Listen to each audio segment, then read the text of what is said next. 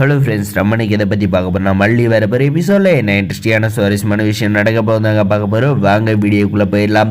நம்முடைய விஜய் கிட்ட 2 நிமிஷம் டைம் கேட்டால் நம்முடைய மல்லி பார்த்தீங்கன்னா நம்முடைய விஜய் கிட்ட எல்லா உண்மையை சொல்கிறாங்க. அதே மாதிரி நம்மளுடைய மல்லி மேலே எந்த ஒரு தப்பு இல்லைன்றதை நம்முடைய விஜயுமே புரிஞ்சுக்கிட்டு நம்முடைய அக்கா தான் இதுக்கெல்லாம் காரணம் அப்படின்ற மாதிரி தெரிஞ்சுக்கிறாங்க. அதுக்கு முன்னாடி நம்ம சேனலை சப்ஸ்கிரைப் பண்ணலாம், சப்ஸ்கிரைப் பண்ணுங்கள். இந்த ராஜேஸ்வரி சும்மாவே விடக்கூடாது. எதுக்காக நம்முடைய வாழ்க்கையில் இப்படி விளையாடுறாங்க. இதனால் நம்ம மல்லிக்கிட்ட கோவப்பட்டு அடி மனசுலேருந்தே தூக்கி எரிஞ்சிட்டோன்னு சொல்லிட்டோமே அப்படின்னு சொல்லிட்டு நம்முடைய மல்லிக்கிட்ட மன்னிப்பு கேட்டு ராஜேஸ்வரி கிட்ட போகிறாங்க. ராஜேஸ்வரி கிட்ட பார்த்திங்கன்னா ஏக்கா மல்லி காசு கேட்குறப்பெல்லாம் ரொம்ப அசிங்கப்படுத்திடும். வெண்பா ஏதாவது ஒன்று வேணும்னா கூட காசு தரமாட்டேமே, வாங்கி தரமாட்டேமே, என்னதான் கதை அப்படின்ற மாதிரி கேட்டு, இல்லை விஜய் இவங்கெல்லாம் பொய் சொல்கிறாங்க, அப்படியெல்லாம் இல்லை, நான் காசு கேட்டால் கண்டிப்பாக கொடுக்காத இருப்பேன், சொல்லு கண்டிப்பாக கொடுத்துருக்கா அப்படின்ற மாதிரி சொன்னதும் பார்த்தீங்கன்னா அப்படி வெண்பா ஓப்பனாக சொல்கிறாங்க. அத்தை என்னை மிரட்டுறாங்க. அவங்க எனக்கு சல்லி பைசா கொடுக்குறதுல ஏதாவது வேணும்னாலும் வாங்கி தர மாட்டாங்க அப்படின்ற உண்மையை உடைச்சிட்றாங்க.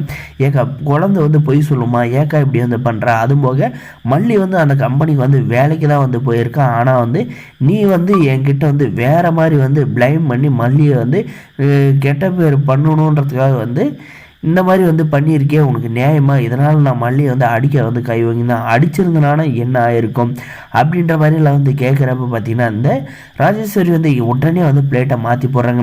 எனக்கும் தெரியாது விஜய் வேலைக்கு இன்டர்வியூக்கு தான் அந்த இடத்துக்கு போயிருக்கான்னு தெரியாது, அந்த கம்பெனிக்கு போயிருக்கான்றது தான் தெரியும். ஒரு வேளை நம்முடைய கம்பெனியோட டெண்டரை லீக் பண்ணால் தான் போயிருப்பா அப்படின்ற மாதிரி நான் நினச்சிக்கிட்டு, நீ வீட்டில் டென்ஷனாக இருக்கிற வாழ்க்கைக்குள்ள அதுவும் இது சிங்க் ஆச்சு, அதனால தான் நான் இப்படி சொன்னேன், அது இப்படி தப்பாக போகுன்னு நான் கொஞ்சம் கூட நினச்சி பார்க்கல அப்படின்ற மாதிரி சொன்னேன். நீ என்கிட்ட சொல்லாத இருந்தாலே மல்லியை எதுக்காக அந்த கம்பெனிக்கு போயிருக்குன்ற விஷயத்த சொல்லியிருந்தாலும் நானே புரிஞ்சிருப்பேன். ஆனால் நீ தேவையில்லாத மல்லியை பிளேம் பண்ணி வேறு மாதிரி சொன்னதால நான் மல்லியை கோவப்பட்டு மல்லி மேலே பயங்கரமாக கோவப்பட்டேன். அதனால் அவளுடைய மனசு எவ்வளோ வலிச்சிருக்கும். சொந்த காலில் நிற்கணும்னு ஆசைப்பட்டு இருக்கா, அதை கெடுத்துட்டீங்களே.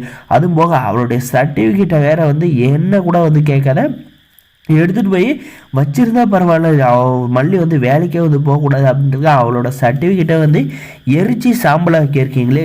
உங்களுக்கு படிப்போட அருமை தெரியுமா? தெரிஞ்சிருந்தால் இப்படியெல்லாம் பண்ணியிருப்பீங்களா? ஒரு சொந்த கால் நீங்கள் மட்டும் சொந்த காலில் நிற்கணும் அப்படின்ற ஒரு வைராகியத்தோடு இருக்கிறப்ப மல்லி நிற்கிறதுல என்ன ஒரு தப்பு? எதுக்காக அவளுடைய சர்டிஃபிகேட்டெல்லாம் எரிச்சிங்க அப்படின்ற மாதிரி கேட்குற பார்த்தீங்கன்னா, நான் விஜய் நான் அந்த மாதிரி எதுவும் பண்ணல அப்படின்ற மாதிரி கேட்டதும் பார்த்தீங்கன்னா, இல்லை கண்டிப்பாக நீ தான் அந்த விஷயத்தை பண்ண. வெண்பா குட்டி வெண்பாவே என்கிட்ட சொன்னால் அவள் தான் வெண்பா மல்லிக்கு வேலையெல்லாம் ஏற்பாடு பண்ணியிருக்கா. வேலைக்குமே போக சொல்லி இருக்கிறத இதெல்லாம் நீ கேட்டுட்டு மல்லியோட லக்கேஜ்லேருந்து அவளோட ஃபைல்லேருந்து அவளோட சர்டிஃபிகேட்டை எடுத்துகிட்டு போய் எரிச்சிருக்க. இது மரியாதையாக சொல்கிறேன். இதுக்கு மேலே மல்லிகையில் ஆசையாக நடந்துக்கிட்டேன்னா நடக்கிறதே வேறு. நீ இந்த வீட்டில் இல்லைனாலும் பரவாயில்ல, என் பொண்ணுக்கு நீ தொந்தரவு கொடுத்துருக்க. அதனால் உன்னை இந்த ஒரு வாட்டி மன்னிச்சு விட்றேன். இதுக்கு மேலே ஏதாவது அவங்க சொன்னாங்களான்னு கண்டிப்பாக அக்கான்னு கூட பார்க்க மாட்டேன், இந்த வீட்டை விட்டே துரத்திடுவான் அப்படின்ற மாதிரி சொல்ல போகிறாங்க. நம்முடைய விஜய் ஆக்ஷன் சீக்வன்ஸில் இறங்கினா நல்லா இருக்குன்னு நினைக்கிறவங்க மறக்காம சப்ஸ்கிரைப் பண்ணிங்க. தேங்க்ஸ் ஃபார் வாட்சிங் கைஸ்.